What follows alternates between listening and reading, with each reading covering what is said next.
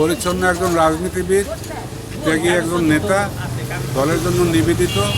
সেই হিসাবে একজন নিরপেক্ষ ব্যক্তি হিসাবে আমি অবশ্যই চাবো যে এ জায়গায় বিএনপির মনোনীত যিনি যে ফখরুল ইসলাম আলমগীর সাহেব, তাকে প্রেসিডেন্ট হিসাবে এদেশের জন্য উত্তম হবে এবং তারই হওয়া উচিত। এক্ষেত্রে আমি মনে করি একজন সৎ নিষ্ঠাবান ব্যক্তি হিসেবে মির্জা ফখরুল ইসলাম আলমগীর দেশের রাষ্ট্রপতি হিসেবে একমাত্র যোগ্য প্রার্থী।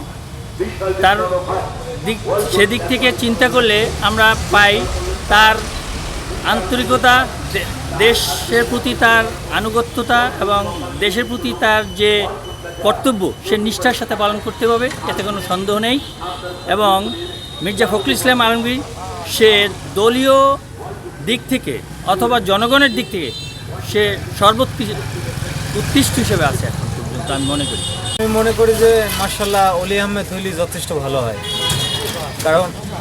কারণ সে তো দলীয় লোক। ওই আপনার যে মির্জা ফখরুল দলীয় বাহিরে হইলে তার বিবেচনা, তার একটা জ্ঞান বুদ্ধি একটু সব কিছু একটু আলাদা ধরনের হইবে।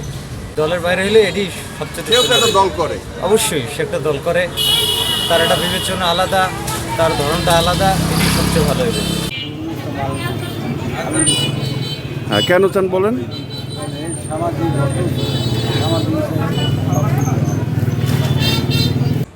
চব্বিশের গণঅভ্যুত্থানের পরে বাংলাদেশের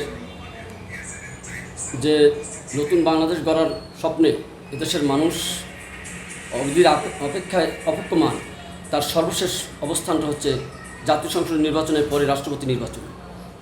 এদেশের আপামর জনতার দাবি থাকবে সেরকমই যে এমন একজন রাষ্ট্রপতি নির্বাচিত হোক যিনি আপাতমস্তক বাংলাদেশ কি ধারণ করেন। তিনি শুধু 24 নয়, তার চিন্তা চেতনায়, তার কাজে কর্মে, এমনকি তার অতীত কর্মকাণ্ডের জন্য প্রমাণিত হয় যে তিনি আপামর বাংলাদেশকেই ভালোবাসেন। বাংলাদেশের উন্নয়ন, বাংলাদেশের অগ্রগতি, বাংলাদেশের স্বাধীনতা সার্বভৌমত্ব রক্ষায় যার দ্বারা এই দেশের মানুষ আশান্বিত থাকবে, আশ্বস্ত থাকতে পারবেন, এমন ব্যক্তিকেই আমরা রাষ্ট্রপতি হিসেবে দেখতে চাই। তবে হ্যাঁ, যেহেতু বর্তমান সরকার যিনি মির্জা ফখরুল ইসলাম সাহেব, ওনাকে যেহেতু রাষ্ট্রপতি পদে প্রদান করার জন্য সরকারের পক্ষ থেকে চেষ্টা করা হচ্ছে, পাশাপাশি প্রধান বিরোধী দল 11 দলীয় জোটের পক্ষ থেকেও কর্নেল অলি আহমেদকেও প্রার্থী হিসেবে ঘোষণা করা হয়েছে। সেহেতু আমরা মনে করি বাংলাদেশের অলি আহমেদ সাহেবের যেমন ব্যাকগ্রাউন্ড আছে, তেমনি মির্জা ফখরুল ইসলাম আলমগীর সাহেবের ব্যাকগ্রাউন্ড আছে। ব্যাকগ্রাউন্ডগুলো আমাদের কাছে স্পষ্ট। আমরা চাই একজন সৎ, দক্ষ, যোগ্য এবং বহির্বিশ্বের সাথে আপোষকামিতা নয়, বরঞ্চ দেশের ভাবমর্যাদা অক্ষুণ্ণ রেখেই, দেশের স্বাধীনতা সার্বভৌমত্ব মর্যাদাকে রক্ষা করি 24শে জুলাইকে সামনে রেখেই তিনি দায়িত্ব পালন করতে পারবেন, এমন একজন রাষ্ট্রপতি আমরা কামনা করছি। তো এক্ষেত্রে আমার মনে হয় যার জীবনের পরীক্ষিত দিনগুলো মুক্তিযুদ্ধের 71 মুক্তিযুদ্ধে যার ভূমিকা অনবদ্য ছিল, সেই কর্নেল অলি আহমেদকেই আমরা মনে করি বলে ভালো হয়। আমি রাষ্ট্রপতি হিসাবে মির্জা ফখরুল ইসলাম আলমগীর স্যারকে চাচ্ছি। তিনি একজন সজ্জন ব্যক্তি এবং পরিচ্ছন্ন মানুষ। তাকে বাংলাদেশের রাষ্ট্রপতি করলে বাংলাদেশের উন্নয়ন হতে অবসম্ভাবী উন্নয়ন বাংলাদেশের আমাদের সামনে আছে।